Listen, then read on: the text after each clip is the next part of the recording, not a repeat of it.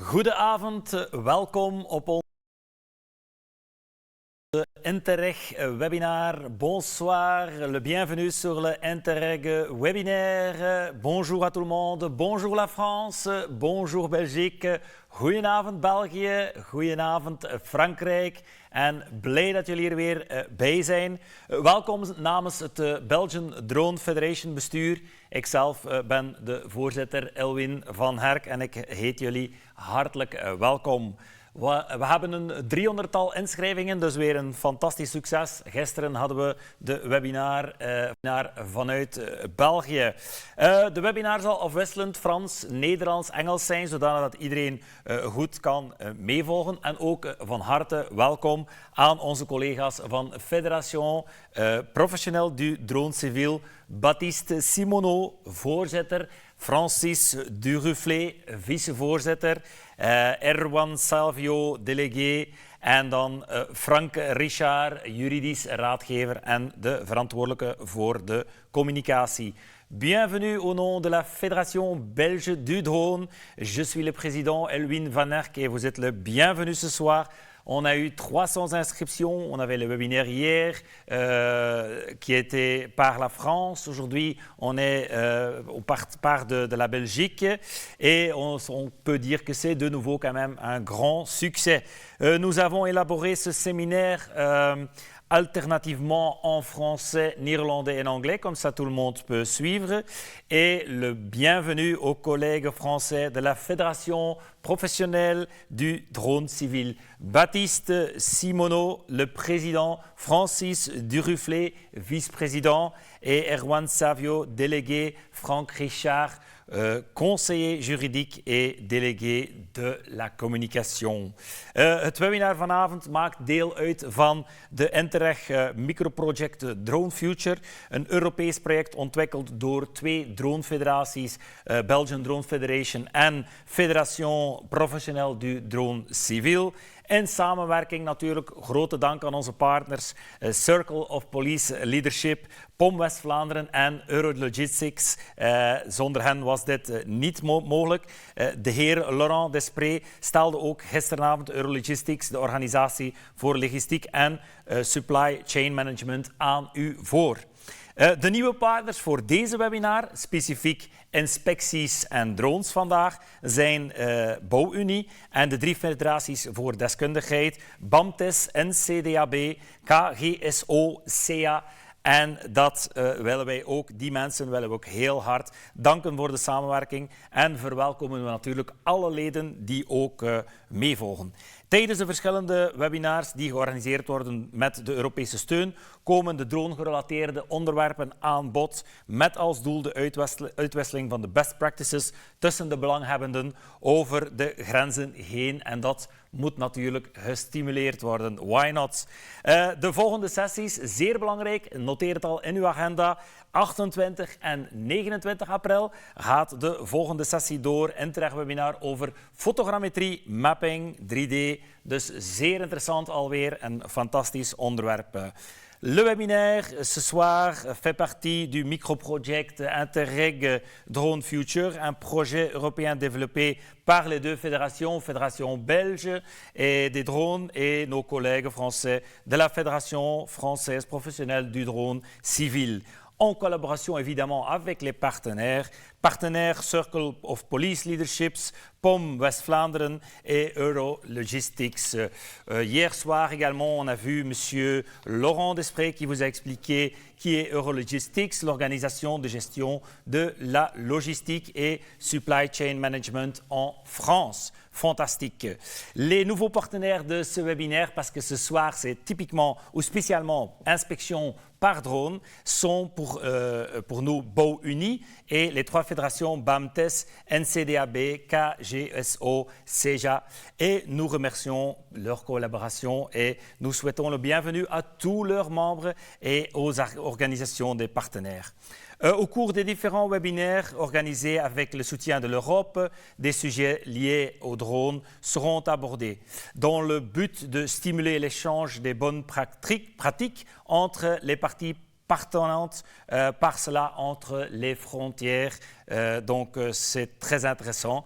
Les sessions suivantes, notez-les déjà dans votre agenda, le 28 et le 29 avril, ça sera photogrammétrie, mapping, donc de nouveau un sujet très très intéressant. Mais avant d'aborder les speakers et le programme, je voudrais quand même donner la parole à Francis Duruflet, vice-président de la Fédération professionnelle du drone civil. Bonsoir Francis, comment allez-vous? Bonsoir, merci, je vais très bien. Magnifique. Donc, je vous remercie beaucoup pour me donner ces quelques minutes de parole et pour vous présenter la Fédération professionnelle du drone civil. Je suis très très honoré de faire partie de cette session sur l'inspection technique par drone, qui est un sujet vaste et très pointu. Donc la Fédération professionnelle du drone civil a été créée sous un nom différent, sous le nom de UVS France, en 2008. Donc en 2008, à une époque où, en tout cas en France, pour faire voler un drone, il fallait 3 mois de négociations avec les autorités françaises, la DGAC, pour obtenir un laissez-passer qui nous permettait de faire un vol d'une journée dans un créneau horaire défini, et il fallait immatriculer le drone. Et donc, l'autorisation était unique. Il fallait renouveler cette autorisation si on voulait refaire un vol de drone. Euh, tout ça était très compliqué. 3 mois, c'est impossible, ingérable, pour une très bonne raison, c'est que à l'époque, le drone n'existait pas en France. Il n'y avait pas d'existence légale du drone en France. On connaissait les avions, l'aéromodélisme, mais on ne connaissait pas le drone dans les textes actuels, enfin dans les textes français de loi, ça n'était pas référencé. Et donc, la création de l'organisation, de la fédération, était principalement comme objectif de pouvoir travailler avec les autorités administratives françaises à la création d'un arrêté pour la naissance du drone professionnel en France. C'est ce qui a été fait en 2012, puisque en avril 2012, on a officiellement reconnu l'existence du drone en France et la possibilité pour des professionnels qui s'inscrivaient de pouvoir réaliser des missions d'inspection, des missions de surveillance, des missions d'observation. Donc ça a été une date très importante pour nous en France, en tout cas, avril 2012. À partir de là, notre fédération a changé de nom et est devenue son nom actuel, Fédération professionnelle du drone civil. Et à partir de là, elle a été créée à l'époque avec quatre fondateurs, dont moi, 2 industriels, donc 2 fabricants de drones et 2 opérateurs de drones. Il y avait donc l'ensemble des acteurs à l'époque, c'est-à-dire les sociétés françaises qui fabriquaient des drones spécifiques et les sociétés, les opérateurs de ces drones ou d'autres drones qui allaient justement rechercher quelles opérations on pouvait réaliser avec ces nouveaux outils très performants, bien entendu, qui sont aujourd'hui beaucoup plus performants qu'ils ne l'étaient au départ. Et ces actions-là, notre principal souci de cette fédération, cette jeune fédération à l'époque, c'était d'obtenir les autorisations de faire nos missions d'inspection par les administrations. Donc c'était un petit peu un rapport de force entre nous, fédération, et l'administration, donc les ministères, pour nous laisser travailler. Mais c'était aussi un autre défi très important qui était celui de nous contrôler nous-mêmes. Parce que notre principal ennemi, c'était nous. C'était le vol incontrôlé d'un drone au-dessus d'une école, d'un crash, d'une catastrophe qui aurait bloqué l'évolution de cette profession sur plusieurs années. Donc, notre principal souci, c'était vraiment une information, un contrôle de l'ensemble des professionnels qui s'intéressaient à ce domaine, tout en les représentant et en essayant de les défendre vis-à-vis des autorités. Donc, on est passé d'un petit groupe de 30 adhérents jusqu'à environ 250 adhérents au plus haut de la fédération, et on a pu réussir petit à petit à faire passer un message sur un territoire assez vaste en plus, avec des entrants, hein, donc des nouveaux opérateurs qui venaient pas souvent du monde de l'aéromodélisme ni de l'aéronautique, qui étaient donc novices et qui ne savaient pas très bien, qui n'avaient pas d'historique de contrôle et de respect de certaines règles. Donc ça a été un défi. Mais ensuite, on a pu, la fédération, devenir un interlocuteur privilégié, par exemple pour des gros donneurs d'ordre. Typiquement, la SNCF, les chemins de fer français, EDF, etc. Venez nous voir pour nous demander: on voudrait faire ça, est-ce que vous pensez que c'est possible? Et si oui, qu'est-ce qu'il faudrait qu'on recommande à nos fournisseurs de réaliser pour que ça se passe bien? Donc, on est devenu un centre de compétences pour les différents interlocuteurs donneurs d'ordre en France, qui ont permis de trouver des fournisseurs, des opérateurs pour réaliser leurs opérations.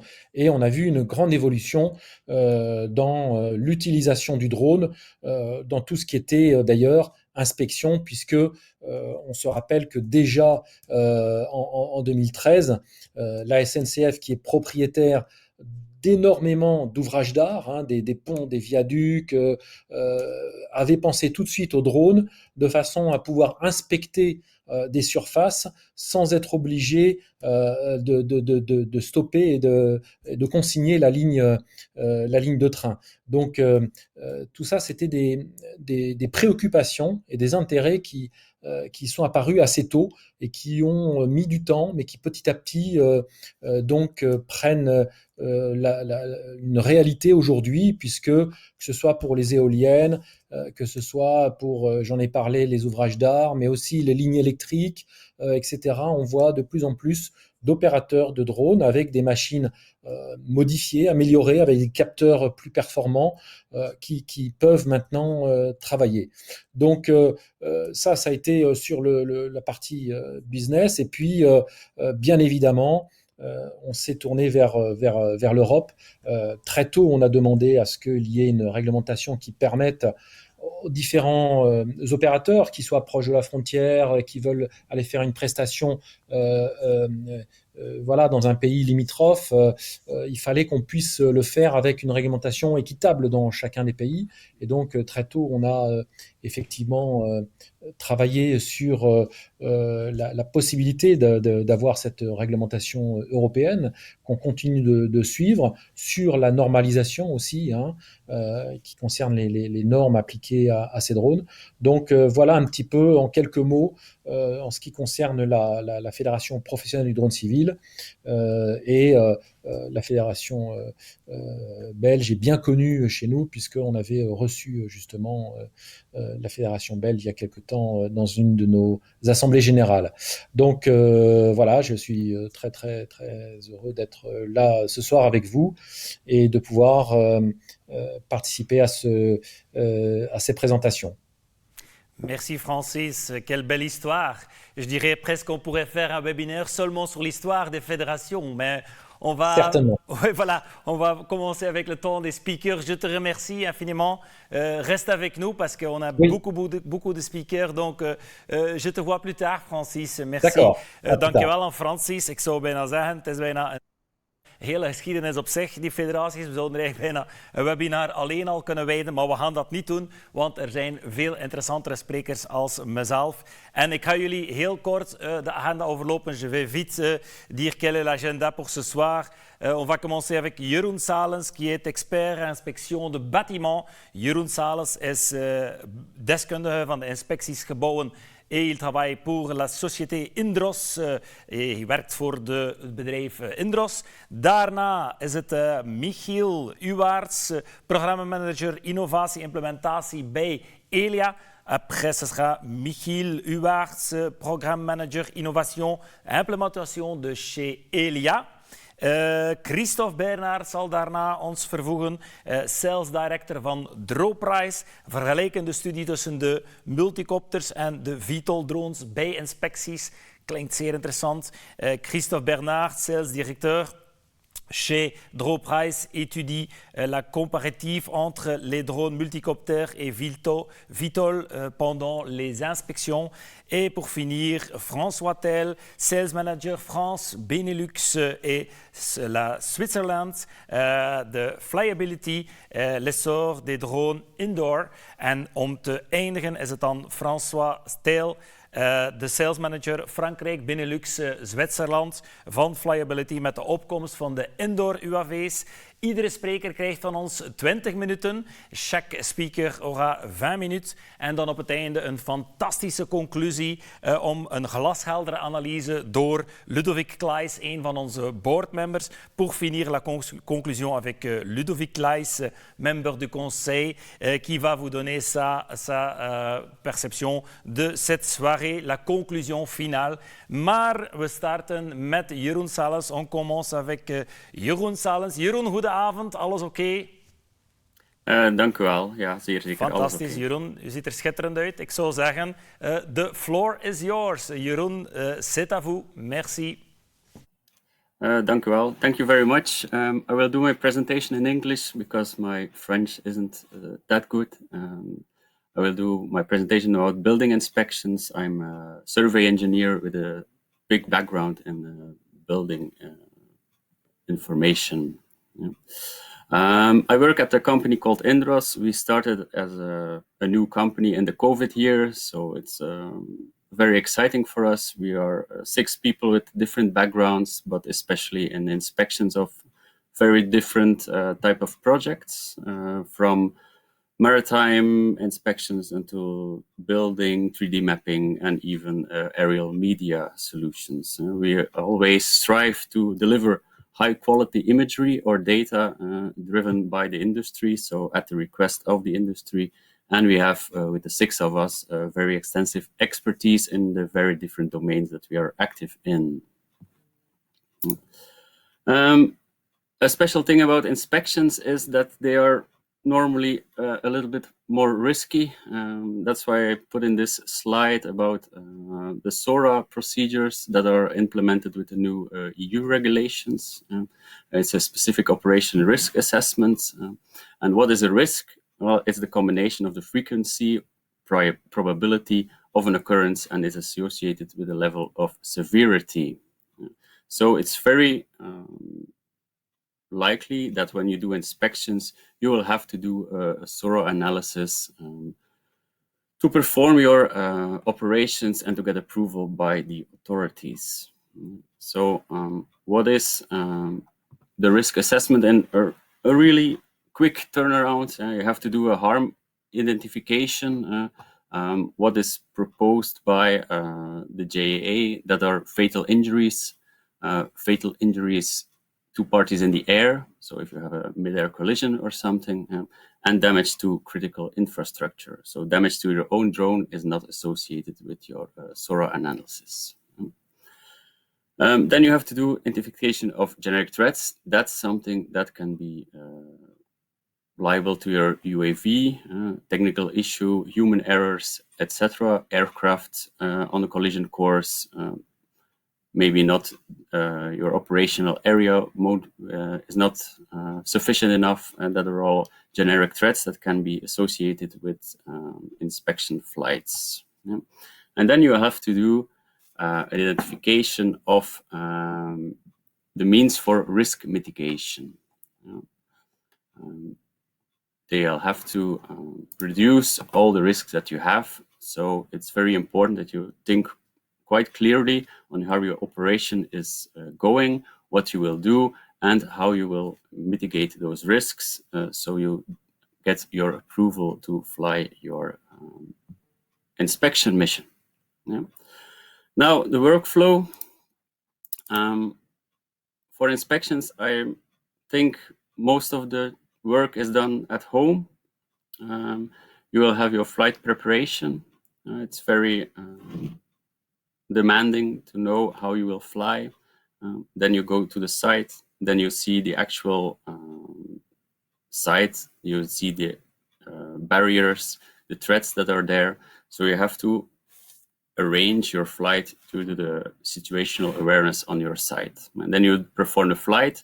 And then the most important part is processing of the data afterwards when you get home. So most of the time, actually, you are at home doing stuff instead of flying. What do we do at home? We check the locations, geozones, obstacles, the day before and the day of the operation, weather, NOTAMs, specified takeoff and landing zones, so we can perform our operation very clearly and very safely. And I want to tell something more about inspections. You have to have a background in the topic that you're inspecting. Don't let me inspect power lines like the speaker is going to tell you, because I don't really have a background in power lines. You have to have an expert and then a field of domain, and then you can use a drone to inspect it, not the other way around. You can't make an engineer from a drone operator, but you can make a drone operator from an engineer. That's something I heard today, and I think it's very good as a background for inspections. I will give you some examples of what we did the last time, and what you can do with your drones for inspections. First of all, here we did a roof inspection. Yeah. We always try to start with a general idea of the situation and not going into details directly. So first get an overview of everything, and then you can fly your drone to the details that you think that might be a problem.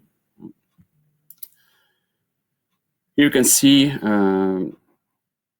the roof, the gutter came loose. It's a serious problem for water in the building. So actually very easy to do with the drone. Just fly over the roof. You can zoom in with cameras. I will show you an example later on how much you can see with the drone camera. So first get an overview and then go into the details, like this gutter that came loose from the building.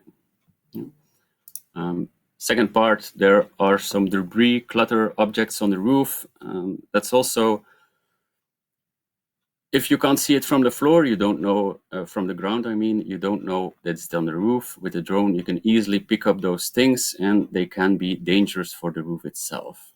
On the right picture, you can see some decaying tar, which is very unfortunate for water infiltration. You can get damage to the underlying structure.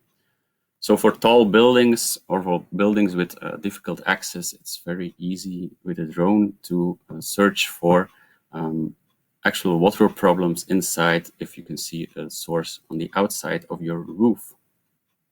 And then we can see some other stuff like rusty bolts that are holding the roof down, lead slab cracking that is torn, also water infiltration into the building.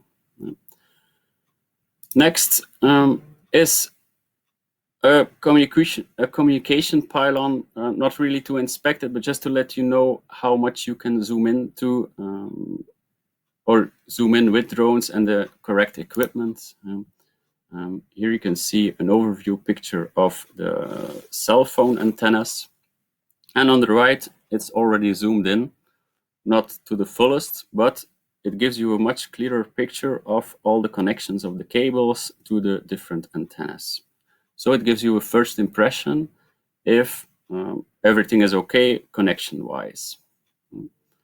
Furthermore, we zoom in more, then we can actually see all the different tie wraps, other stuff that's connected, and we can even read all the labels on the connectors and the stuff that's on there.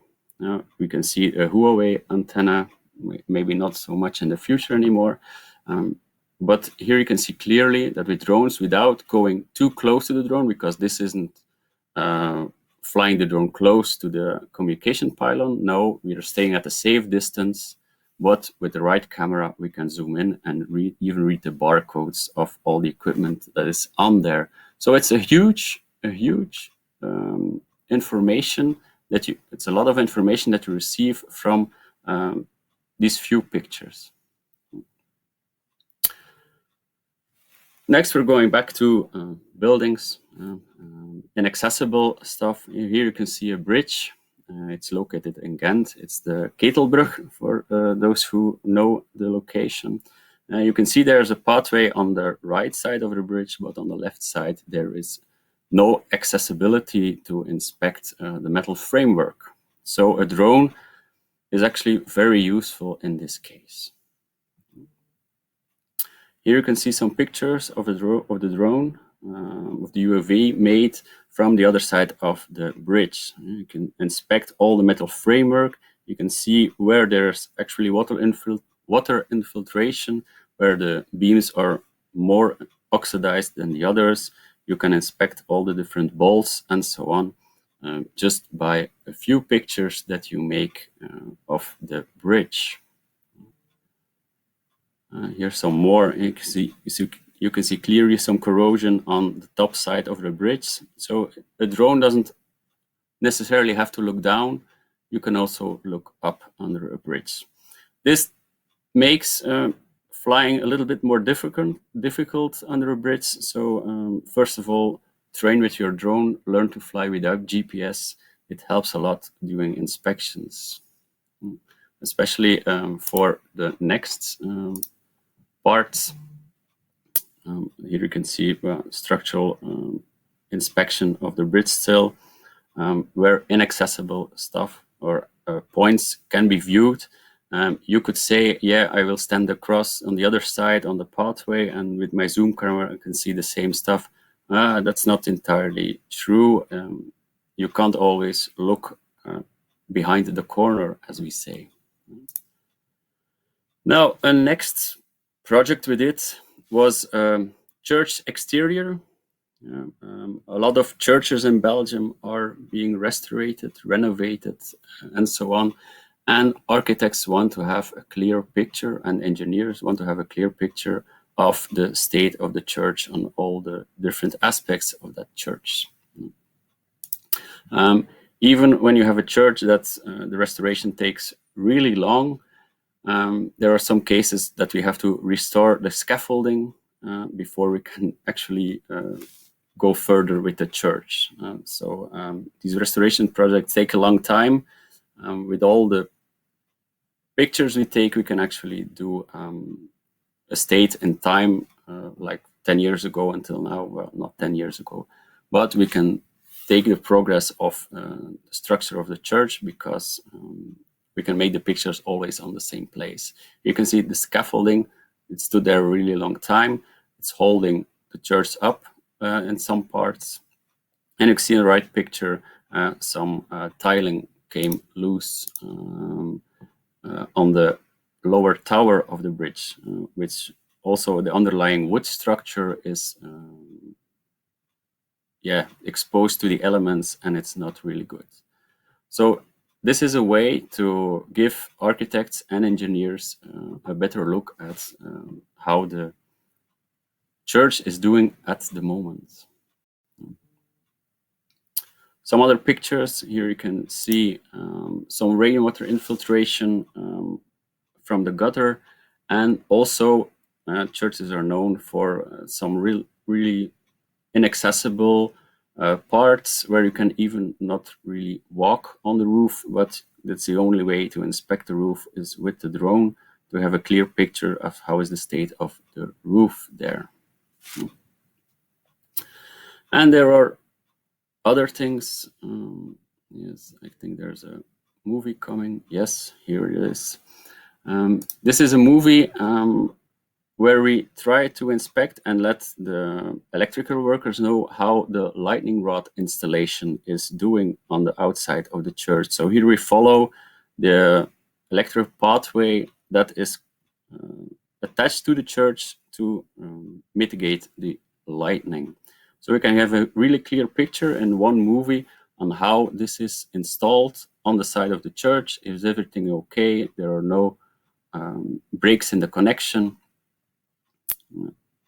and so on.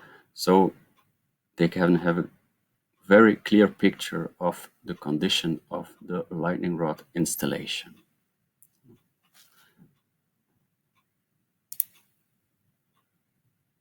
Right up to the top. And we can also make some nice pictures, let's say, of the weathercock on top of the church, and we know which side the wind is blowing, and it's always in a good direction.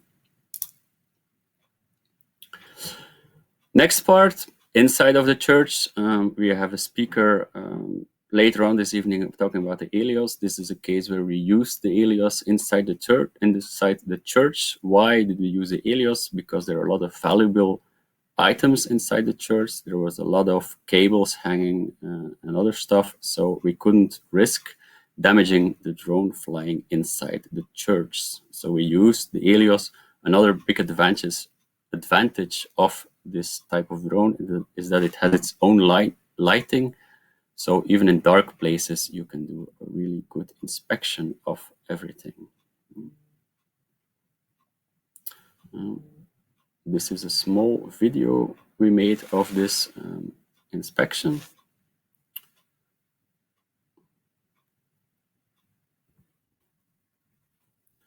So it's in Bruges, in the St. Walburga Church. There was a lot of water infiltration in that church, and we were going to see if we could find some locations inside that we could inspect then later on the outside.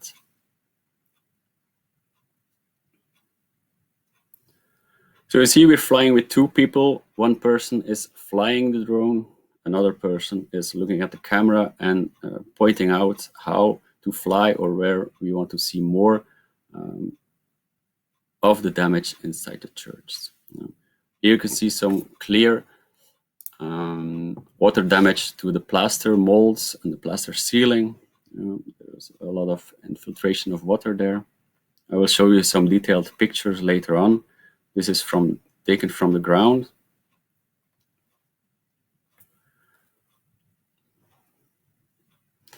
Then we started to look for the source of some water, and we found that there's water coming through the windows, but I'll also show you some pictures later on of that.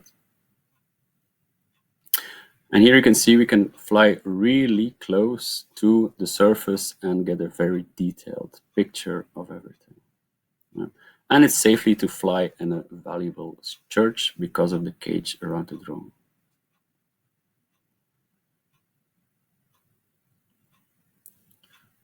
And this operation ended safely with the people looking. Here you can see a movie, but I will just carry on and talk to more about the pictures we actually taken there.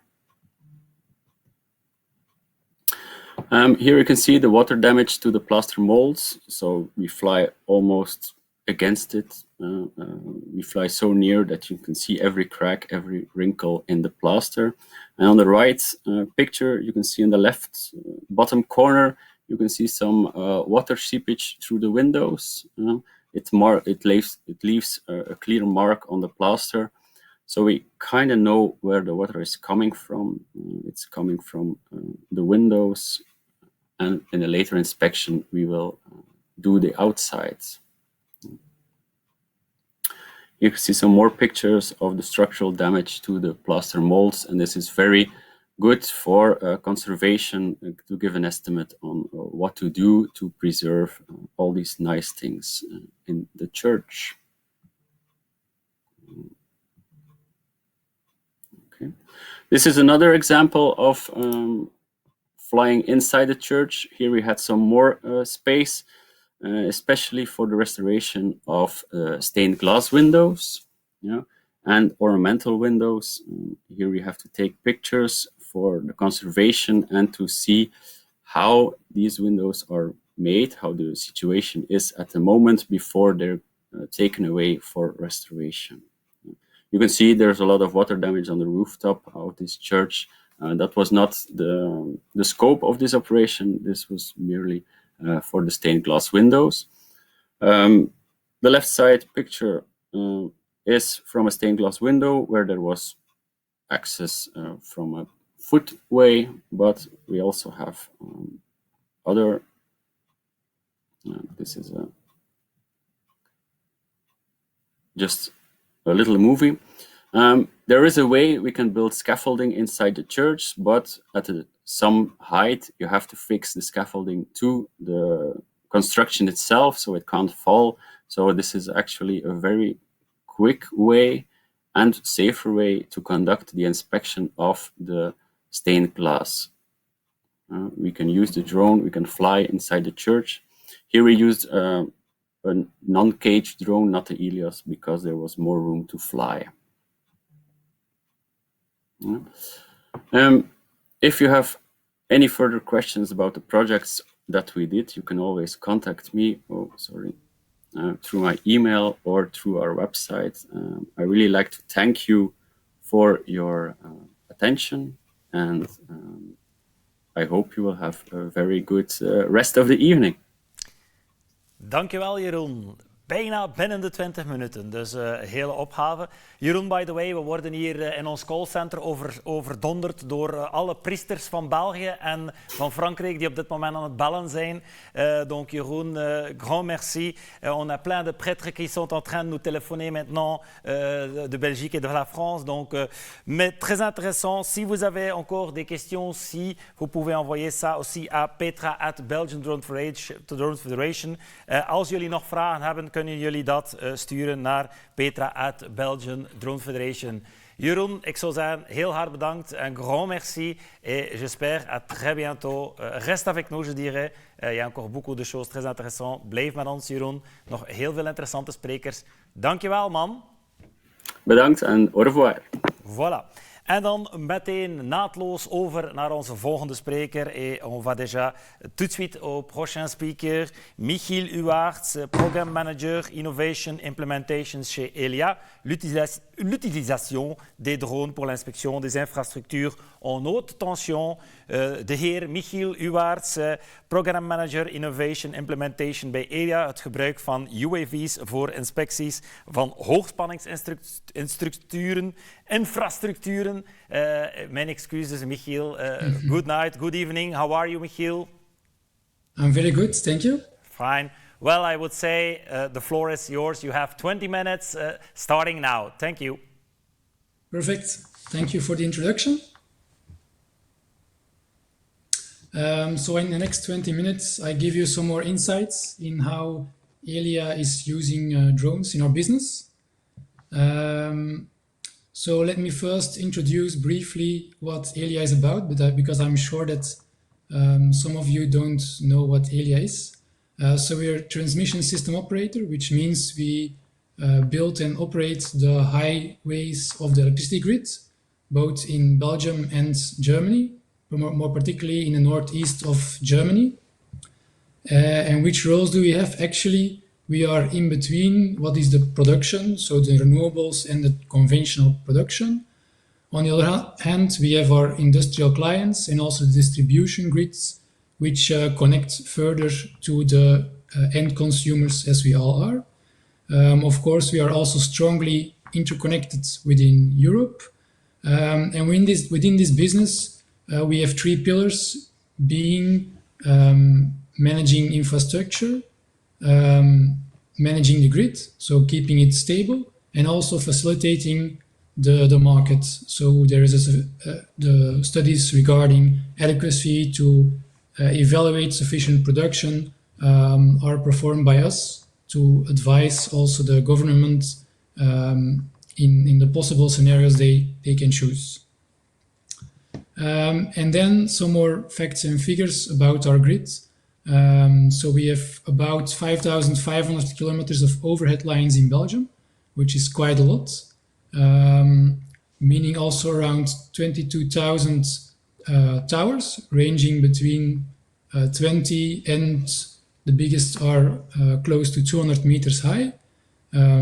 So these are huge structures that are built to be there for 60 to 100 years, which means that you need to keep them in a good condition, and which means that you have also certain degradations that need to be monitored, retrofits might be needed, and repainting is also required every 15 to 20 years. So this is in a nutshell what ELIA is doing. But then to continue with the subject of today, so inspecting drones, inspecting in our business. We see drones not as a mean. So often drones are very popular. It's cool to see, but we don't see it as a mean. It's a work instrument to reach a certain objective, a certain business objective, and it's an equipment that can help us in gathering this information.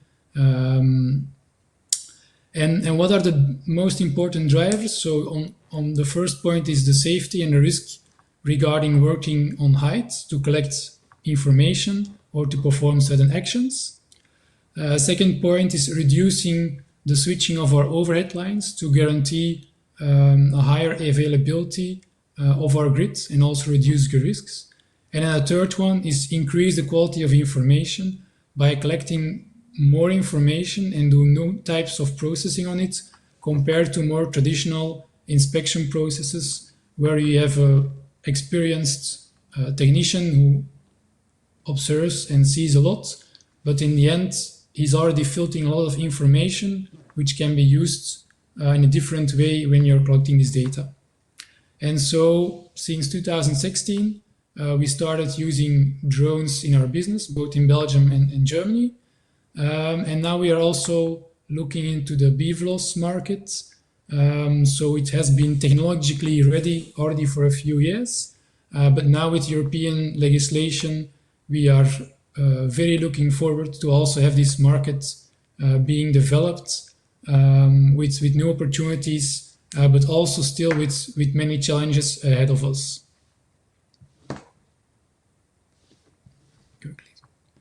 And so to give you a bit more insight in what are the business applications that are being used in our business.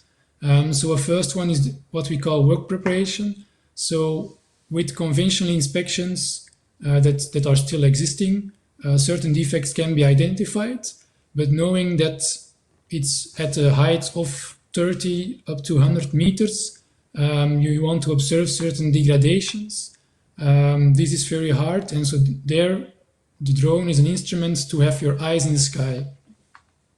Then a second example is what we call our microview equipment. So it's a material audit which we perform when the material is around the 80% end of life age to evaluate, okay, is the degradation as expected, or should we adapt our health index and also our end of life estimation compared to what we were expecting up to now. Then the third is what we call a periodic air inspection. So there, complementary with a helicopter, certain critical overhead lines are inspected to do an additional quality check, which cannot be observed from the ground on, and also to reduce the risk for certain critical or highly critical elements.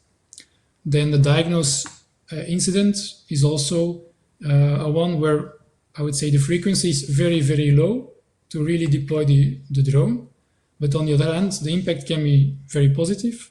So there it's also challenging to really be available on the right location to make the right observation. So it can be, for example, a crane or a concrete pump that's unintentionally damaged our line, but it can also be after a storm or another extreme weather event that we have a defect.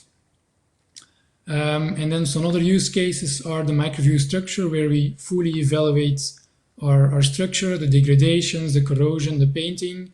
Then for our transformers, so that's the equipment that is transforming from one tension to another. It's big equipment which you need to put out of service to be able to fully inspect it also on the top sides. So there can also be water standing still causing certain corrosions, or like lightning or other weather events that can also create certain degradations that we want to observe without putting the asset out of service. Then also with newly built towers, we need to do a lot of quality checks, which is not always easy and not as accessible as we want.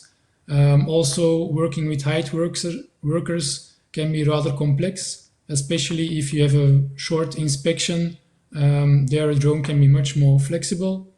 And then also to define our painting needs, knowing that we have around a 15 to 20 year cycle to repaint our towers. There it's also important to identify the degradations in a good way, so we can optimize the year to paint, but also to evaluate if certain replacements or reinforcements need to be made, knowing that certain towers can be as old as up to 80 years or more. And then to give you some more examples of results from the past. So this was a landslide, donc un glissement de terrain, où il y avait dans un carrière des déplacements de terrain et on ne savait pas évaluer si l'environnement et aussi la structure de nos pylônes étaient encore dans suffisamment d'état. Et donc là, on avait inspecté l'environnement pour évaluer, ok, est-ce qu'on peut accéder, est-ce qu'on peut renforcer, est-ce que la stabilité est encore garantie sans rendre ou entrer avec des personnes et les mettre en danger. Un deuxième exemple, c'est dans l'environnement du work preparation. Donc ici, tu vois un boule de balisage. Donc c'est un boule pour que les hélicoptères et d'autres aviations peuvent voir notre ligne d'une meilleure façon. Et donc ici, ce boule de balisage a quand même créé une petite rupture dans notre conducteur. Et donc c'est quelque chose qu'on peut observer à partir du sol, mais vraiment la sévérité, la gravité, pour voir, ok, est-ce qu'on doit la remplacer le plus vite possible ou est-ce que c'est quelque chose qu'on peut laisser comme ça pour une ou plusieurs mois au moment qu'on a une coupure disponible dans notre réseau pour le réparer sans introduire des risques supplémentaires pour l'approvisionnement. Un autre exemple pour les besoins de peinture. Donc dans la structure, il y a des surfaces énormes, beaucoup d'angles de vue qu'il faut vérifier pour être sûr qu'on ne rate pas des choses. Aussi l'intérieur du pylône avec l'ombre n'est pas toujours si simple pour bien positionner toutes les infos. Et aussi pour les conducteurs, on a parfois certains défauts pendant l'installation ou pendant l'utilisation qui sont observés pendant nos inspections classiques. Mais pour vraiment évaluer la gravité, il faut quand même avoir tes yeux très proches pour prendre une décision et évaluer les risques. Ici encore un autre exemple d'une connexion qui a dégradé fortement et qui est quand même un gros risque aussi pour l'environnement. Et pour les différentes micro-views, donc les audits, les analyses détaillées, on a aussi établi un processus ensemble avec quelques partenaires où on dit, OK, si on décide de faire un audit détaillé, l'étape première, c'est une collection de données qui suit certainement une procédure pour obtenir une bonne qualité et aussi avoir les bons angles de vue. Après, on va aussi les traiter, c'est-à-dire que avoir des milliers de photos disponibles pour notre expert, c'est pas quelque chose de gérable. Donc ça veut dire qu'on veut le structurer, on va aussi les classifier, on veut identifier la corrosion, la dégradation, l'état des peintures, un bon comportement des différents composants. Est-ce que tous les barres sont tout droits ou est-ce qu'il y a quand même des déviations dessus? Donc il y a beaucoup d'éléments qui doivent être vérifier sur beaucoup d'objets. Et donc là, il faut avoir des supports pour sortir des rapports détaillés, pour qu'on puisse aussi calculer un health index qui nous aide à prioriser des réparations, mais aussi déterminer le end of life et aussi peut-être un retrofit ou une reconstruction. Donc là, pour vraiment obtenir de la bonne qualité, il faut identifier aussi les équipements et les composants en vol pour qu'on assure que les caméras sont positionnées d'une bonne façon et qu'on n'a pas une manque d'infos au moment qu'une analyse est faite, parce que tu dois faire tout pendant l'inspection et ce que tu n'as pas, c'est perdu. Aussi, la qualité est très importante pour évaluer tous les détails, c'est-à-dire que même, par exemple, un isolateur qui peut avoir une longueur de 1 à 4 mètres, il y a aussi certains détails qui sont importants pour évaluer le comportement et la dégradation. Aussi pour les conducteurs, c'est pas si facile pour garder une bonne distance et pour capter les infos nécessaires. Pas trop de détails, mais aussi non plus une manque de détails. Et donc là, on a aussi décrit des procédures techniques pour rassurer, et ce qui est basé sur toutes les expériences qu'on a développées entre-temps. Et pour le processing, donc là, on va relier toutes les observations sur un plan, c'est-à-dire les différentes faces de nos infrastructures, pour qu'aussi les experts peuvent facilement relier les observations à un endroit spécifique, parce que deux dégradations similaires dans deux environnements différents peuvent avoir aussi des différents impacts et donc aussi des différentes décisions dans les différents processus. Et donc là, on a une interface pour visualiser tous les éléments qui nous aident à faire toute l'analyse. Et aussi pour expliquer un peu plus sur le BIVLOS, qui est encore un marché qui doit encore se développer beaucoup plus. Donc on a fait un projet pilote en 2019. C'était 2 lignes qu'on a survolées avec un fixed wing, donc qui nous donne plutôt des photos pour avoir une vue 2D de nos lignes haute tension, ce qui peut être utile pour certaines applications, mais pour la plupart de nos besoins, on a quand même besoin de différents angles de vue, ce qui n'est pas possible avec un fixed wing. Et ici, c'était très intéressant.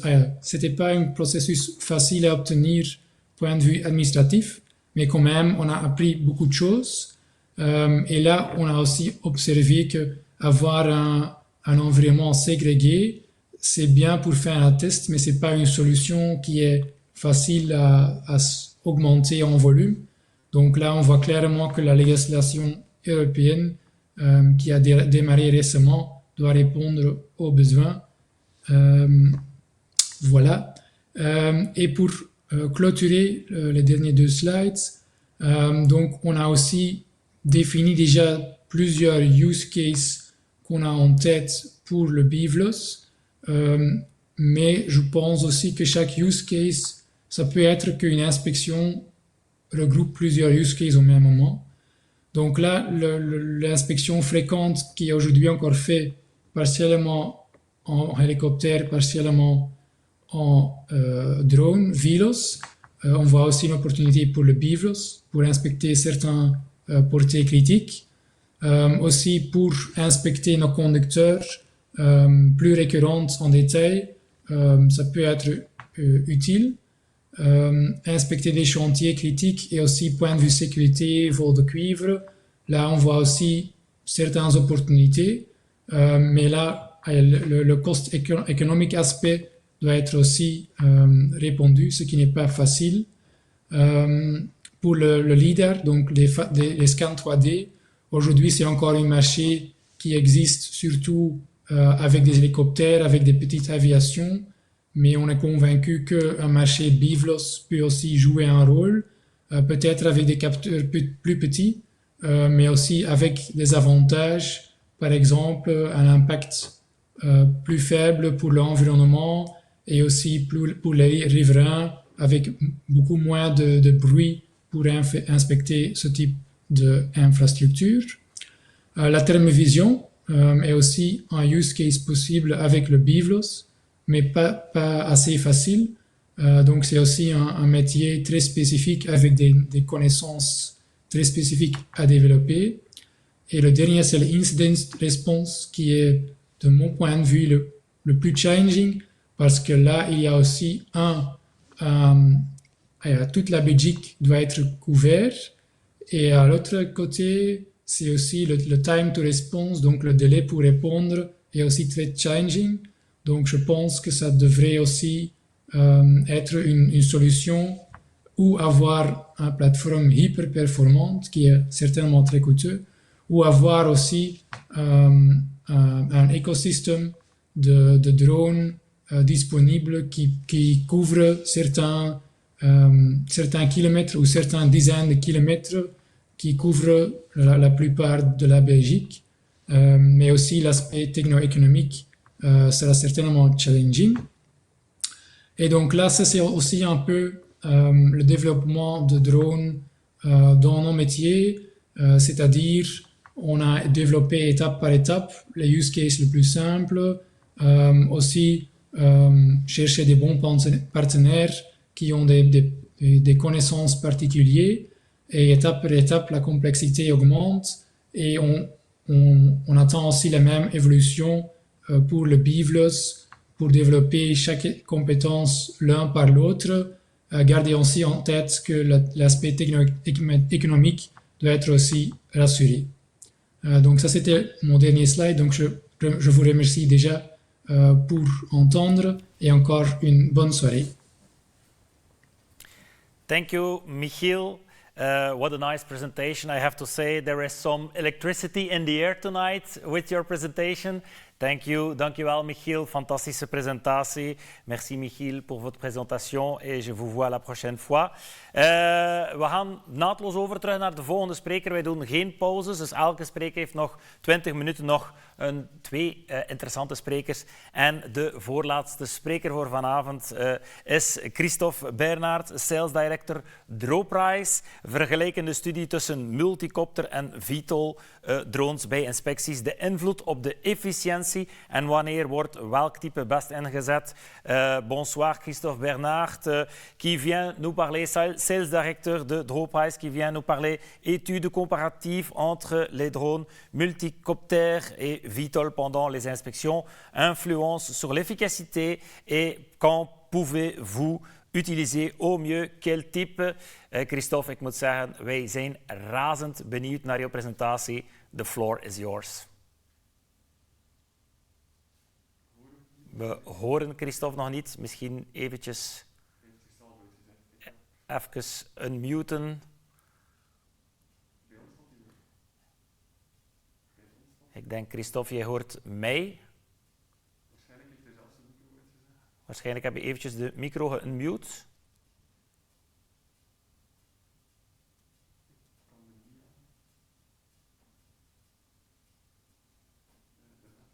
Klein beetje geduld. De wonderenwereld van de technologie. Binnenkort ook transmissie met drones, zou ik zeggen.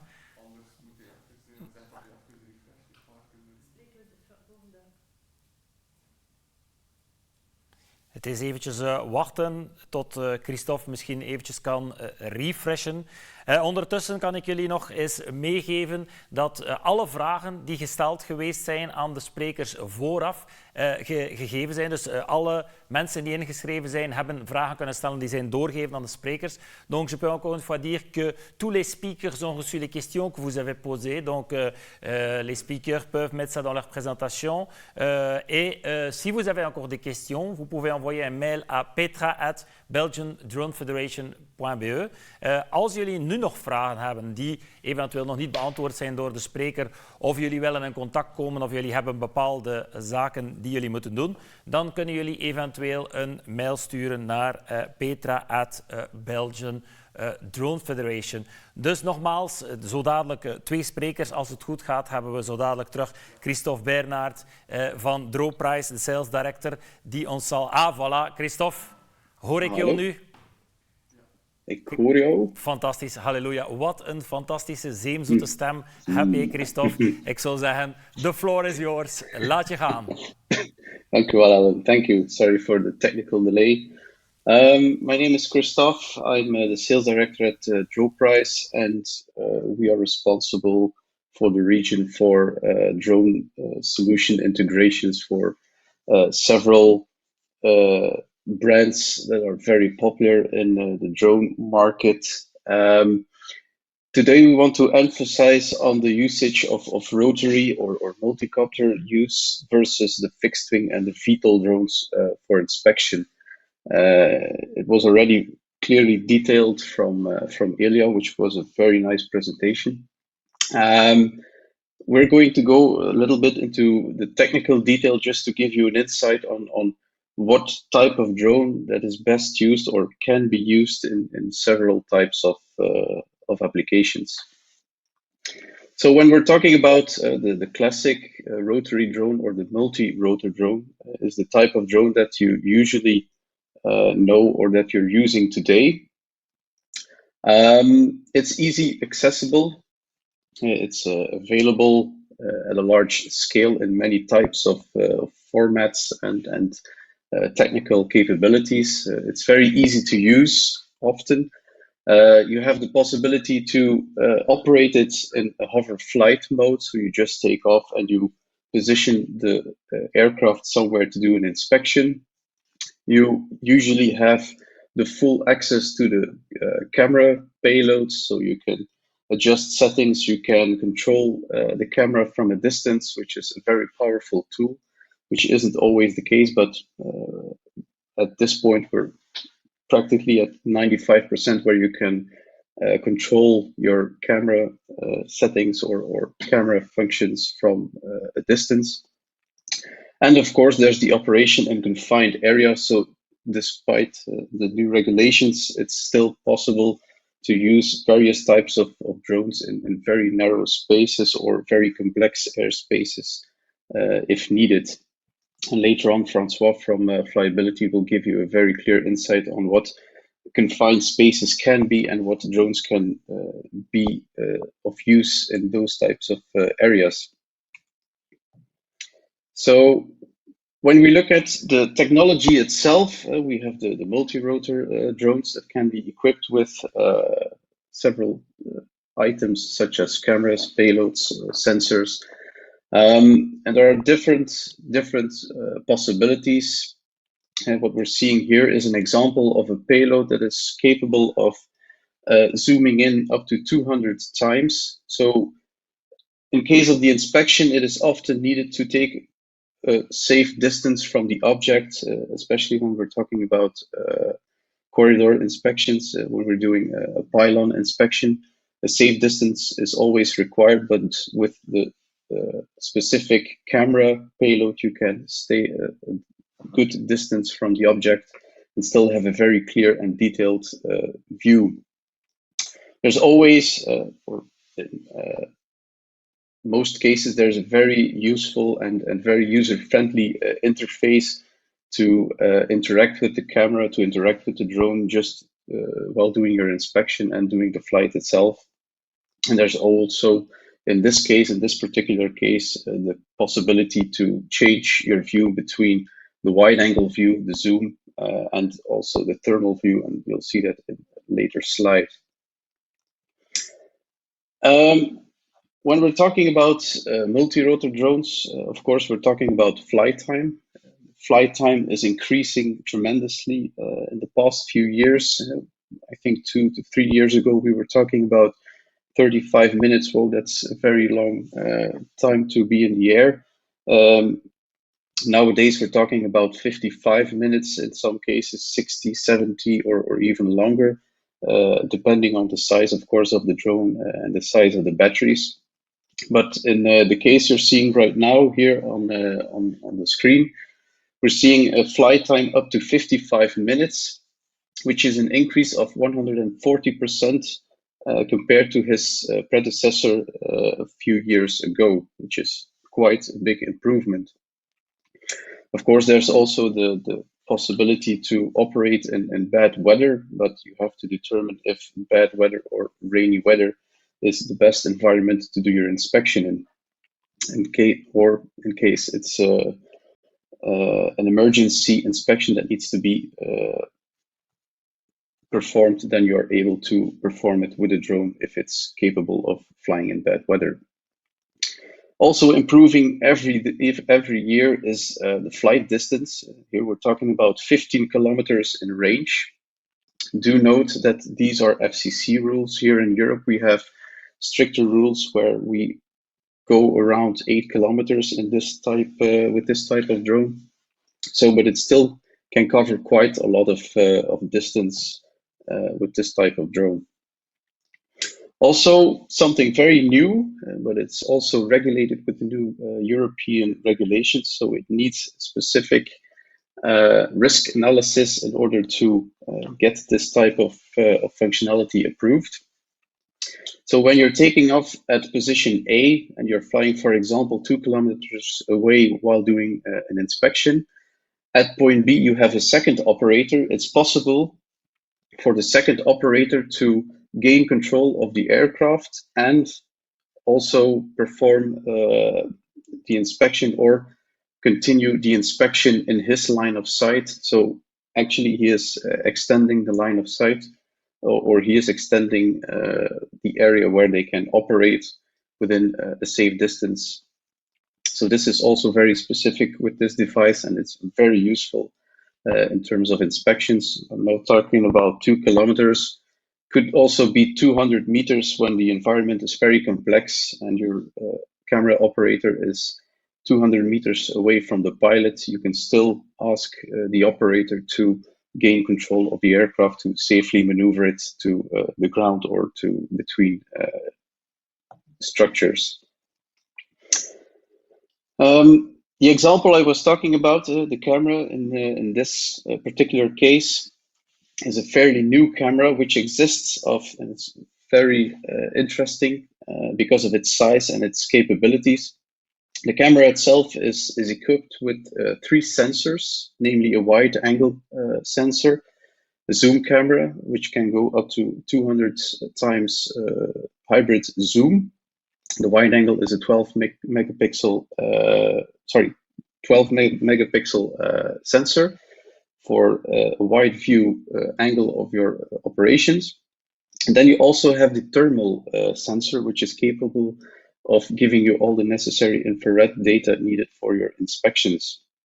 Also on this type of gimbal, you have the mirror-like object. This is actually a rangefinder which can give you all the necessary information of types of damage, for example, that you detect while doing an inspection, that you can document with the necessary GPS location, altitude compared to your drone and location. This type of gimbal, it weighs 800 grams, and yet it is equipped with 3 sensors and a laser rangefinder. So the technology is really picking up very fast in terms of efficiency, weight, and possibilities. What is also quite new when we're talking about off-the-shelf solutions, we're seeing a very interesting evolution also on the software side on the drone itself, where the drone will actually incorporate artificial intelligence in order to analyze pictures, in order to actually increase efficiency while doing your flight, while doing the inspection, which also Elia mentioned earlier. So you have tons of data coming in while doing inspections, especially when doing very large scale inspections. You have thousands of pictures that need to be analyzed, and that of course can be facilitated with artificial intelligence. So in this case, here you have a clear detail of the multitasking possibilities of the camera itself. So you have the wide angle on the upper right corner. Then you have the zoom capabilities at the bottom, and at the same time you can request the thermal information of the structure all at the same time with one and the same payload. What you also can do with the current system, and also with future systems that we're seeing being released at the moment, is the ability to record your flights. So with the arrival of mainstream RTK solutions, so we're seeing more and more drones being equipped standard with the RTK technology. So it's far more precise than flying with the GPS technology. So what actually happens is during your manual flight, everything you do is being recorded in types of waypoints. So when you take a picture, it's recorded as a waypoint, it's recorded as an action. So the system will recognize what angle the gimbal was looking at. You can also determine, or you can identify objects within that picture taken at that point. Then you fly around the object, and once you're finished, it will save your flight as a inspection route, and that you can do every single time again at the same points without doing a manual interaction of your flight. So it increases your efficiency, and it will make sure that you can do your inspections much more faster than before. Here you have a clear example of your flight data being processed by the system. So here you can define the object within a picture. For example, you have taken 8 pictures and you want to define which area that needs to be inspected next time. You just define it in the software, and the next time you do the automated flight, it will take the pictures, but before taking the picture, it will automatically look for the object at that location that you defined earlier with this type of drone and this type of payload. So this was an example of the usage of multicopter drones. This was one type. You have all sorts of types and sizes and possibilities. But when we're looking at the larger scale inspections, and when we're talking about inspections for larger areas or areas that are not easy accessible, then it might be more useful to use what we call fixed wing or VTOL drones.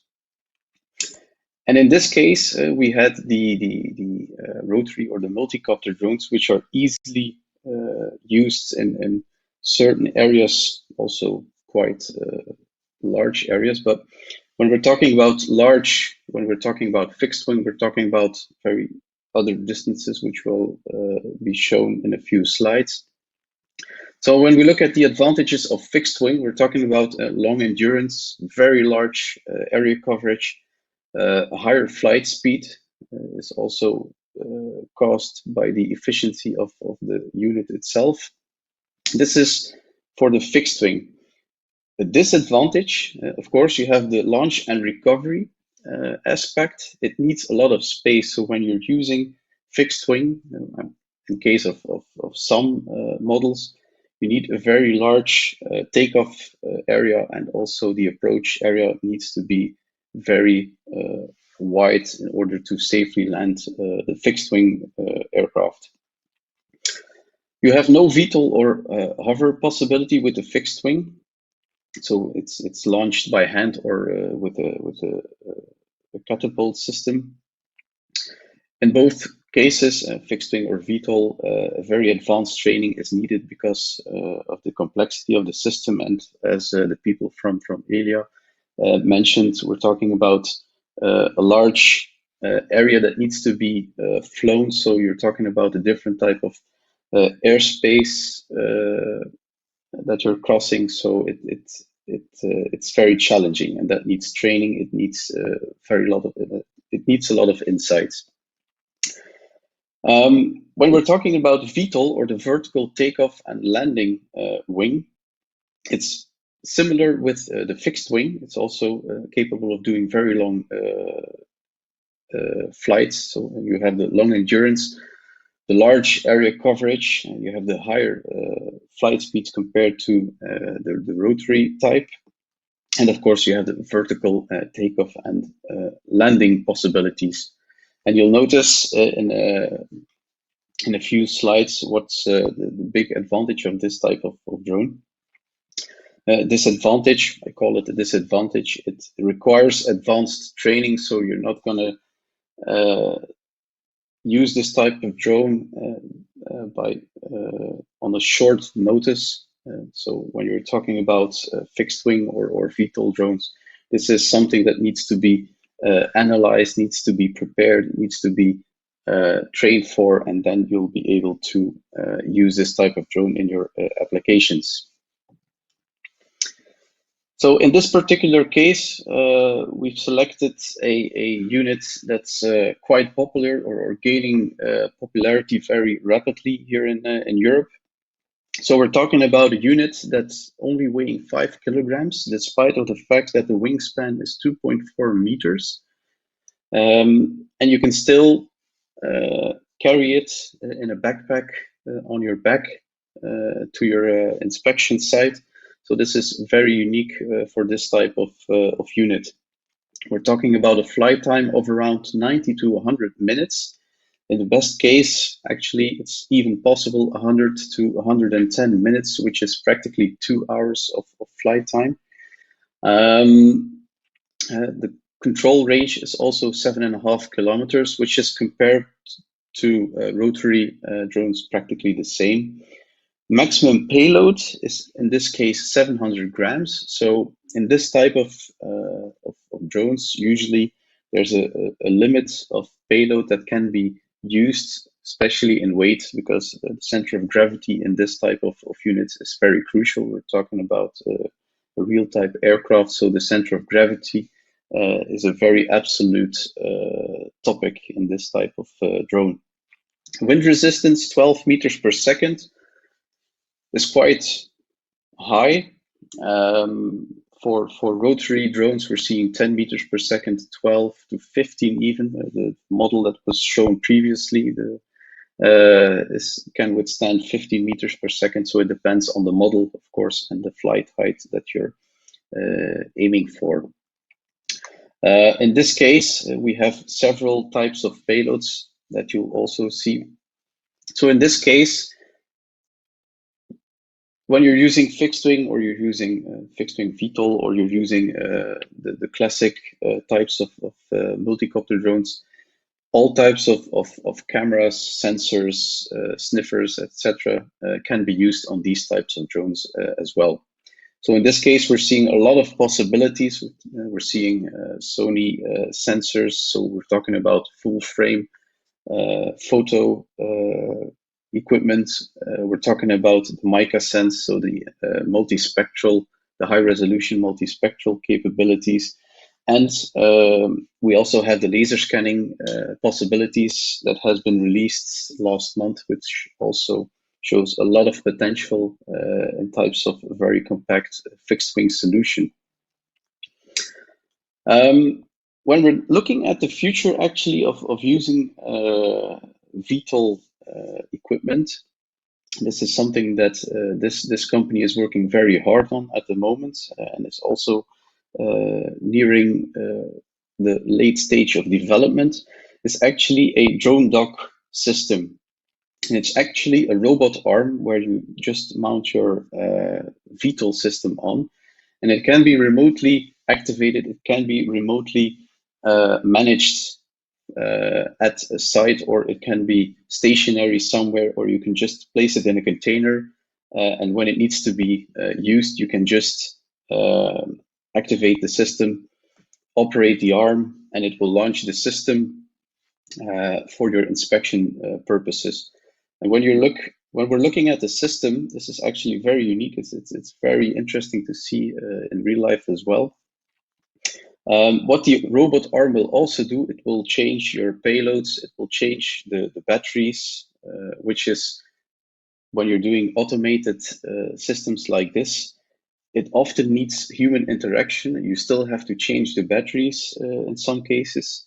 In other types of drone boxes, the unit will land in the box and it will charge through induction, but that's also not 100% safe. So there are difficulties. So in this case, there's the very industrial like motor robot arm that is used, but it shows a lot of potential in this case.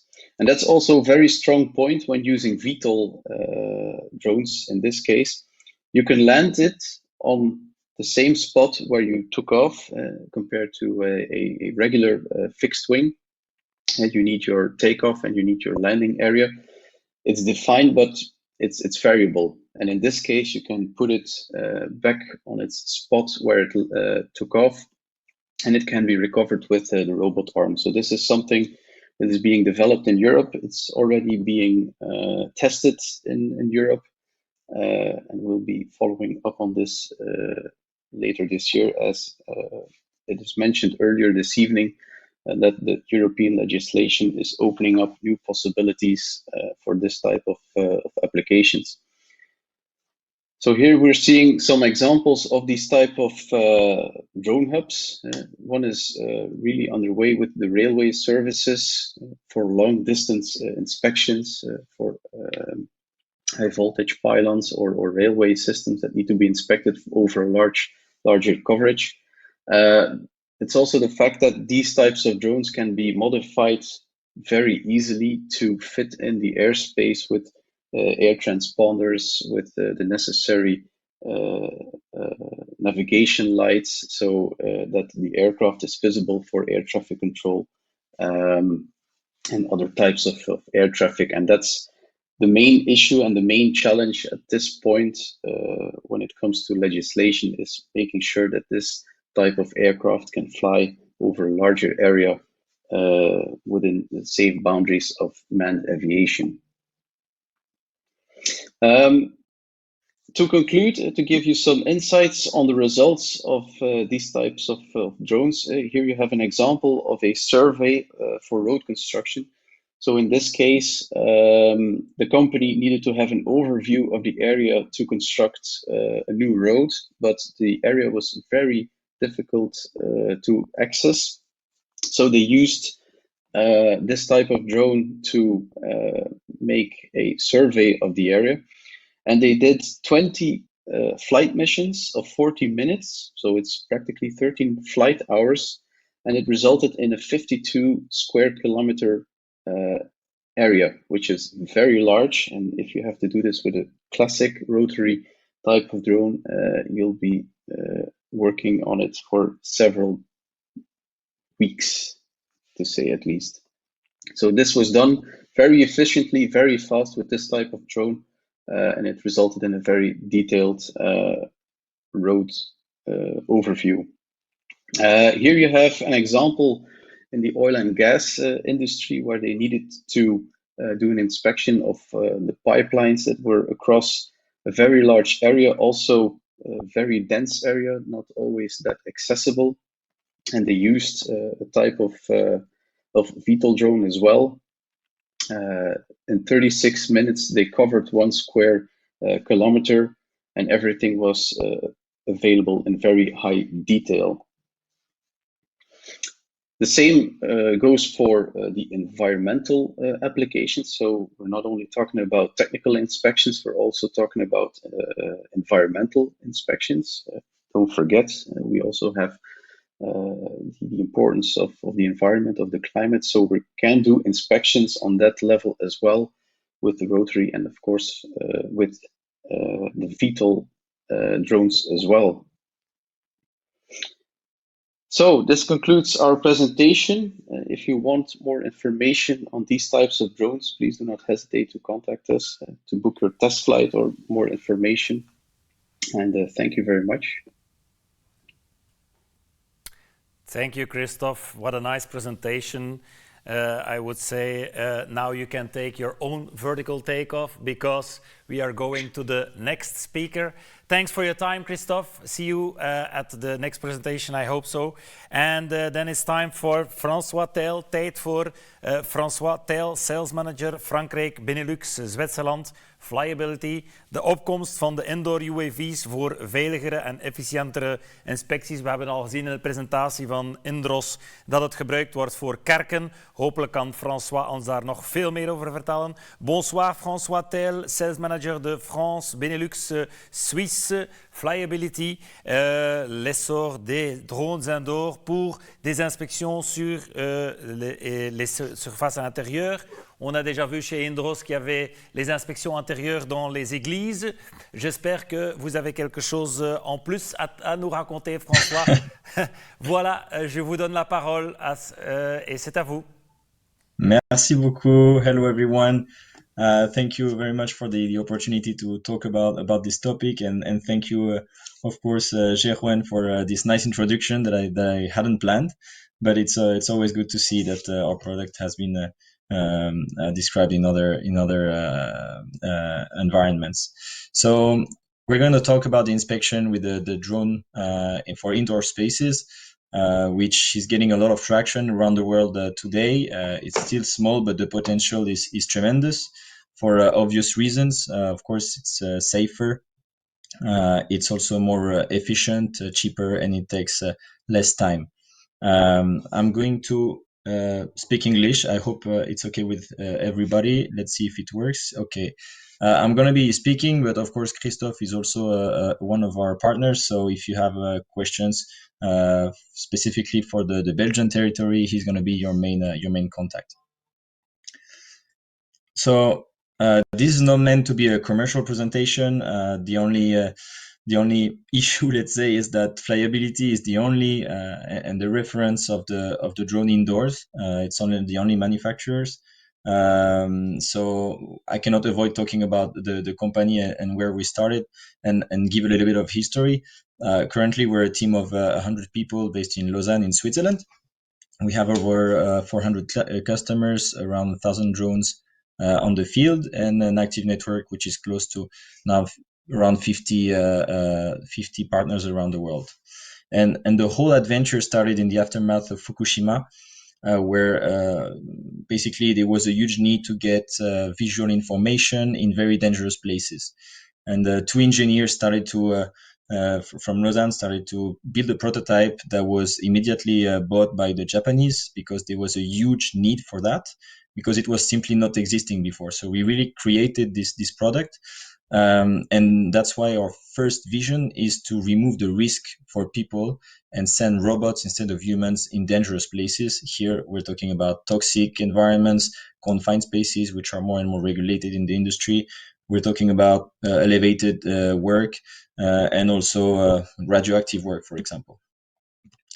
And the second aspect of our vision is that not only we're going to prevent the risks, but we're also going to make this new tool a proper visual inspection tool. So a proper NDT tool as such. So it's our vision is to make sure that in the next future, the robots will completely replace humans for that purpose. So you're probably familiar with this hierarchy of risk control. So here today, the inspection is rather at the very bottom of the pyramid when it comes to indoor inspections. So we're using protective equipment and administrative controls. But what we're offering with the drone and the indoor drones, not only, I'm not talking about our product specifically, but this rising industry, to eliminate the risk directly. So at the same time, you will have benefits on the cost side, because it's quite cheap to implement.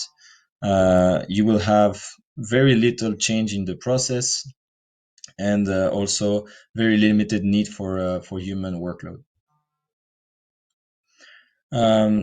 I could speak for hours about some slides and some nice text, but I think the best is to see the drone in action. Once again, Gerson before showed some of the footage of the Helios 2 inside the church, but I'm still going to say a few words about the Helios 2 in action. So as I was mentioning before, the indoor inspections are really risky. Usually it's a very hostile environment, very dark places, very dangerous. You need people at height or in confined spaces. So what we came up with is this specific drone here. I'm going to say a few words about it in terms of technology, but it is very specifically made for indoor. So the technology is very different from outdoor, where outdoor drones usually use a GPS signal to stabilize in space. Here, because you're going inside buildings and tunnels, you don't have this GPS signal anymore. So it works with a system of sensors, motion sensors and image sensors, which are enabling the drone to be stable. It's really difficult to make. You also have some other features thanks to these sensors. For example, you have the distance lock that will enable you to lock the distance between the drone and the wall. The cage makes it very difficult to break, I would say, so you can really go in all those extricated places without any problem. And you also have some patented technology, such as this reverse propelling that enables the drone to avoid obstacles in a way. So more than the exploration purposes, we're also focusing on the high quality data, and this is really important for us to make it a proper inspection tool. So embedded, we have the 4K camera and the thermal camera. So the 4K camera enables you to have a resolution up to 0.18 millimeters per pixel in the best conditions. And on top of the quality of the visual data, we also worked a lot on the dust and on the lighting system. So we have a lighting system which is very powerful. It's important for such environment which are really dark. And at the same time, it's very adapted to the dust. For example, we have a dust-proof lighting, which basically you see here an example. When we have this indirect lighting, it really shows the improvements. And here we also have an oblique lighting, which enables to reveal some pitting, for example. This is a good example here on this screen. So we have a very high quality live streaming that enables the inspectors to see the defaults, I would say, live. And that's pretty much it. So the whole idea is that okay, it's also very easy to create reports in the post processing.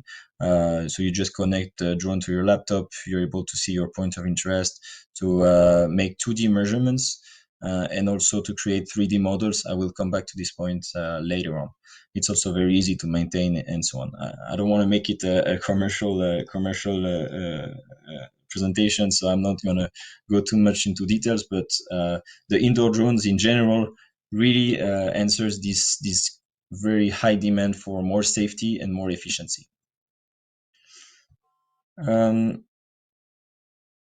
Yeah, the three benefits of using indoor drones in general are very obvious. First one is safety. We discussed it. Then it's downtime reduction. For example, I mean, the extreme example is when you send a drone in a nuclear reactor. Usually, for this kind of inspection, when you stop a reactor for one day, you have up to $1 million loss in revenues. So when this inspection lasts 7 days with the building of scaffolding and stuff like that, and you're able to do that, to do a proper inspection in 10 minutes with a drone, then the benefits are very obvious. And then you have a lower cost as well in terms of scaffolding, for example, but also permits and so on. Now, the applications, as you might imagine, it's very diverse. So we're in the oil and gas, energy industry, especially in the nuclear. We're in the chemical industry, where one of the main focus is to avoid entry in confined spaces, in small tanks, for example. In the mining industry for exploration purposes, but also in the infrastructure business, which is really booming in Europe because of also a rising concern after the collapse of the Genoa Bridge, for example. So basically anywhere where you have elevated work or confined spaces, the Helios 2 is really the tool to avoid those risks. And these are customers, among others, that are using our technology either directly or through service providers. So we're present in a very large set of applications. I don't have time to go through all of this, but yeah, we could also mention public safety, where our drone is used for recognition missions before sending teams in a building. The same applies for fire brigades, for example. So if we spend time on one specific case, one of our most frequent use cases is the tank inspections, especially in the oil and gas industry. This kind of asset is really hard to inspect from the inside because so first it's dangerous, it's elevated work, you need to build scaffolding throughout the whole tank, it's really large. It's very difficult because you need to inspect the roof structure, which is not easily accessible. And it creates a problem of safety. Sometimes you even have some toxic elements in there. So what we're doing with the drone is that in a couple of minutes, we're able to see the inside of the tank. This is a small footage. We'll see how we can get closer to the roof. But it's a good footage that shows that we can easily avoid sending people inside. We can do that in 4 hours instead of 2 days of downtime, and we have a direct saving of around $35,000 only on scaffolding. And on top of that, what's interesting is that for the long run, you also have quality data to basically better know your asset. But I guess this is common to all the drone inspections in general, and the digitalization of the inspections. So here we can see that we can get very close and see some corrosion, play with the lighting, and so on. Another use case which is interesting is the inspection of a scrubber, in French, épurateur. So we're in the US here in a power generation plant. And what's interesting here is that you can see the screen that we see from the streaming, so from the pilot side. And here you can see it's also a very challenging environment as you're flying through various sets of pipes without any problem with the Helios 2, with the indoor drones. And on top of that, if you look below, then you have a huge room of 25 meters diameter and height. And it's anytime you need to inspect something on the walls, for example, you will need to be a scaffolding, and it's really a costly exercise. So here you avoid risking the life of 4 people. You spend significantly less time to do your inspections, and you have a direct saving of $40,000 just on scaffolding. Yeah, I really encourage you to read the case study that we have there. So that was some example about visual inspections, but we also do 3D modeling. Photogrammetry is well known from most of you guys, I guess. So we're also doing photogrammetry inside buildings. It's really famous outside, but a bit less famous in indoor environments. So here, for example, we have the reconstitution of a chimney, industrial chimney. And what's interesting is that we can do some measurements for the structure, the ovality in the sewers, for example, or here we can measure how much refractory has fallen down the chimney. So we're getting this kind of requests more and more, and it's also interesting to use photogrammetry to reconstitute galleries that we don't know. Basically we lost the maps, for example, and we need to reconstitute the environment. Photogrammetry can be also interesting in the oil and gas industry. This is an example of a FCC unit, so a cracking unit. And here we're able to measure the depth of the defaults. So you can see the level of precision we're able to get and to measure. So that's the future of the indoor drones there. And I would just like to finish with 2 examples, which are different from photogrammetry. This is something that we developed ourselves. This is our software inspector 3.0. And here you can see that we're able to build very quickly some simple models, 3D models. And those models also show the trajectory of the drone and the position of the defaults that you have found on the way. So here you see the video is synchronized with the 3D model, and you can create that in one click after your flight. It takes 40 minutes to process, so it's much more, let's say, convenient than the photogrammetric models. It's less nice, so you don't have the texture and the mesh and so on, but it really solves a big issue that industrial people had before, that it's really difficult to know where you are inside an asset just using the video. So this is really a helpful tool for people, especially in the infrastructure business. I think I have one other example here. We're using the same technology in the nuclear industry to map some buildings and locate defaults where usually you don't want to go yourself. That's it from my side. It was very nice to talk to you. I will just conclude by saying that indoor drones are really getting a lot of traction for all the benefits we discussed. And it's really interesting to see the evolution from a tool that was used for safety purposes and suddenly is getting more and more appetite for visual inspection and focusing more and more on the software side to complement the functionality. So I know the future is bright on that front, and if you want to take it further and have a further discussion with me, I'd be very happy about it. Thank you. Thank you, Francois. It was a very interesting presentation. I have to say, it must be easy for you when you have a blockage at your tube at home. You can find it easily. So you never have blockages at home. I suggest. Never.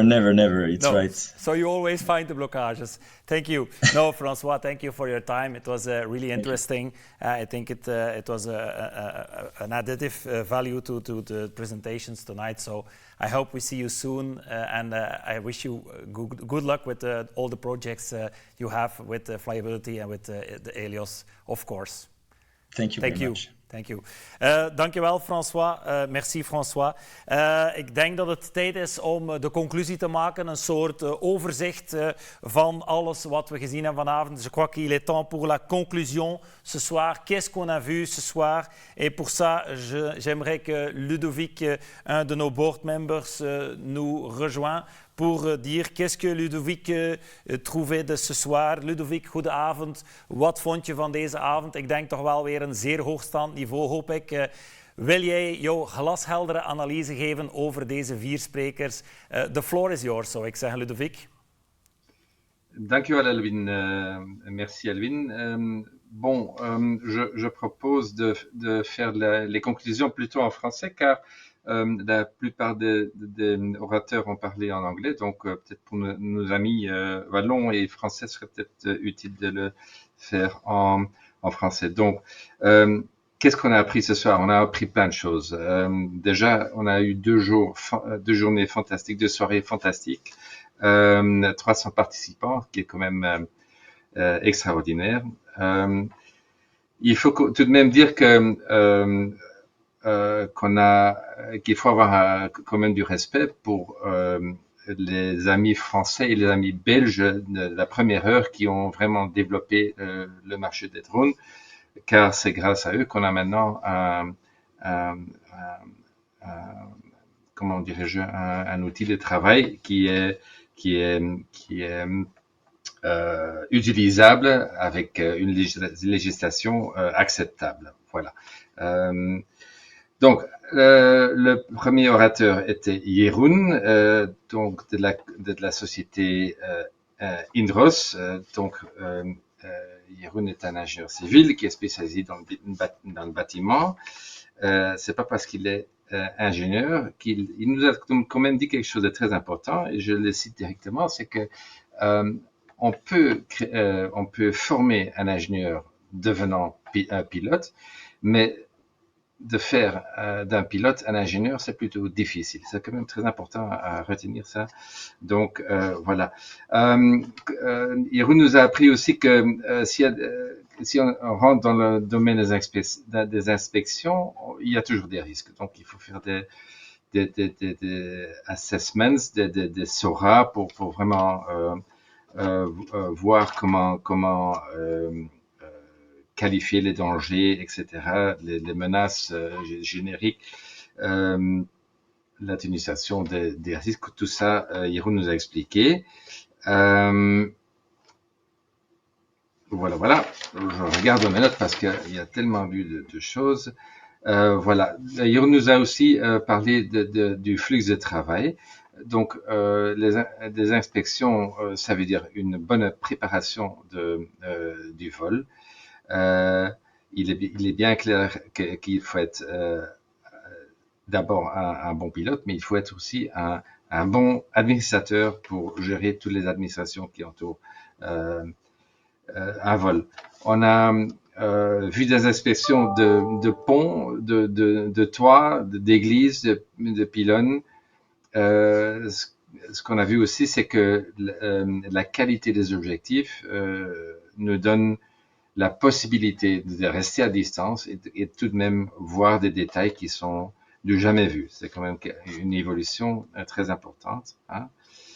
On a vu aussi l'Hélios 2 pour la première fois. Donc dans l'église à Bruges où on a vraiment pu voir comment cet outil peut évoluer en toute sécurité pour vraiment faire des inspections en détail. L'exemple des vitraux était quand même tout de même aussi fantastique. Voilà. C'est ce qui concerne Indros. Le deuxième orateur est Michiel Uwaerts. Michiel représente la société Elia. Il est gestionnaire du programme de l'innovation et des implémentations des innovations, donc très important. Ben voilà, moi je ne savais pas non plus. Pourtant, on est un petit pays en Belgique, mais on a tout de même 5500 km de lignes de haute tension et plus de 22 000 pylônes. Voilà, donc de quoi à inspecter. Donc, Michiel nous a clairement dit que le drone est dans le processus total, un outil indispensable, très important. Il nous a expliqué leur flux de travail, qui est quand même il a expliqué ça en détail, qui est très important. Hein, donc la préparation, à nouveau très important. Hein, les prises en détail des éléments critiques sur les sujets d'inspection. Hein. Il y a toujours l'hélico, bien normal, pour parcourir des distances, qui est pas étonnant. Hein. Les coups de foudre, la corrosion, la peinture, donc les boules de balisage, tout ça, c'est des éléments qui doivent être inspectés et qui ont chacun leur flux de travail spécial. Donc, Ilian a aussi son flux des données dans leur base de données, très important. Identification, classification et la structure des données est un aspect très important pour Ilia parce que comme ça, ils savent développer un indice de santé de toutes leurs installations. Voilà. Il y a aussi créé sa propre interface pour gérer ces bases de données et leur tableau de bord finalement. Voilà. On voit aussi, et Michiel nous a expliqué tout de même que au moment que le bivilos va donner plus de possibilités, que le drone sera quand même indispensable, car un drone devient très intéressant au moment que la fréquence des inspections augmente. Et là, naturellement, le coût des inspections est un aspect dans la faveur du drone.